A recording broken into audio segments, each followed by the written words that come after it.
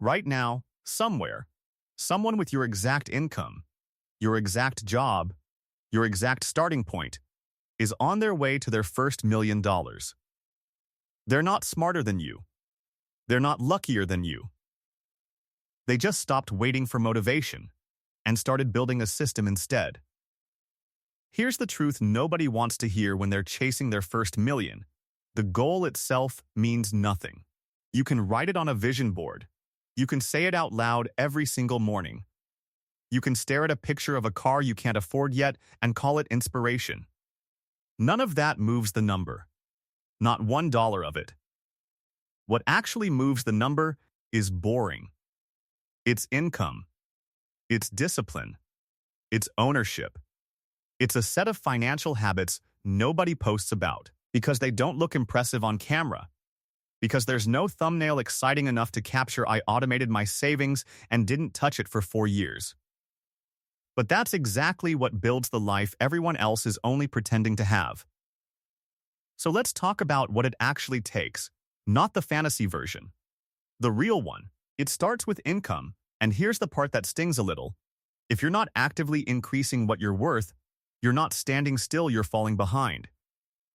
Because everything around you keeps getting more expensive while your paycheck stays exactly where it is. Building a higher value skill isn't optional if you're serious about this. It's the entire engine. You don't get to $1 million on the income you have right now, doing exactly what you're doing right now. Something has to grow. Usually, that something is you. Then comes discipline. And this is where most people quietly fail without even realizing it. Discipline doesn't mean deprivation. It doesn't mean never enjoying your money. It means knowing the difference between what you want in this exact moment and what you actually want 5 years from now, and having the maturity to let the 5-year version win more often than not. Every purchase you make either moves you closer to freedom or further from it. Most people aren't tracking which direction they're actually walking. Then there's saving, and I need you to hear this part clearly. It was never about the amount. $50 a week feels like nothing. It feels almost embarrassing to call it a wealth-building strategy. But the amount was never the point. The habit is the point. Because the habit is what survives the bad months, the slow months, the months where motivation completely disappears, and it will disappear. I promise you that. Motivation was never built to last. It's not supposed to. What's supposed to last is the system you built underneath it, the one that keeps running on autopilot long after the excitement wore off. Then, ownership, and this is the piece most people skip entirely, because it's the one that requires patience instead of just effort. Earning money is one game. Owning pieces of things that grow without you having to show up every single day to push them forward is a completely different game, and it's the one that actually builds real wealth. A paycheck stops the second you stop working. Ownership doesn't. It keeps compounding while you sleep, while you're on vacation, while you're doing literally anything else with your time. And finally, a long-term strategy, something built to survive the version of you that doesn't feel like showing up. Because that version of you is coming. Some Tuesday, 6 months from now, you are not going to feel like saving. Not going to feel like saying no to the upgrade. Not going to feel like doing any of this. The people who actually reach their first million aren't the ones who never have that Tuesday.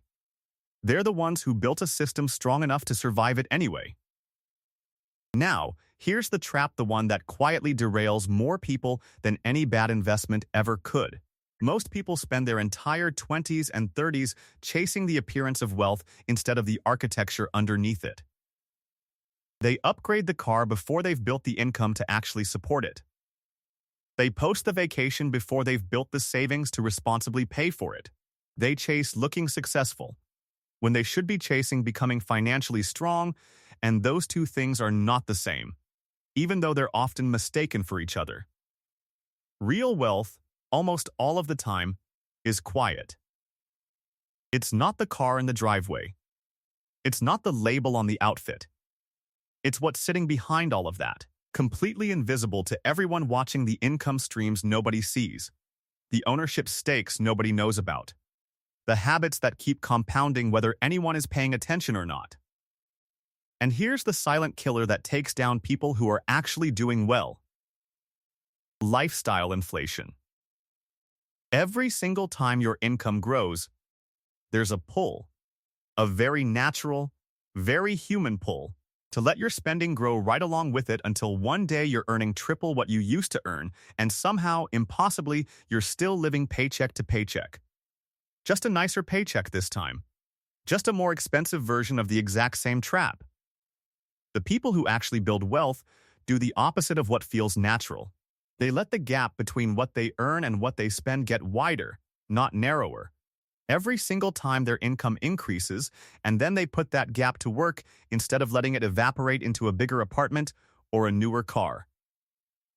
Whether your number is $100,000 or $1 million, or simply more freedom than you currently have, the path there looks exactly the same.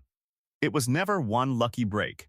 It was never one perfect investment at exactly the right time.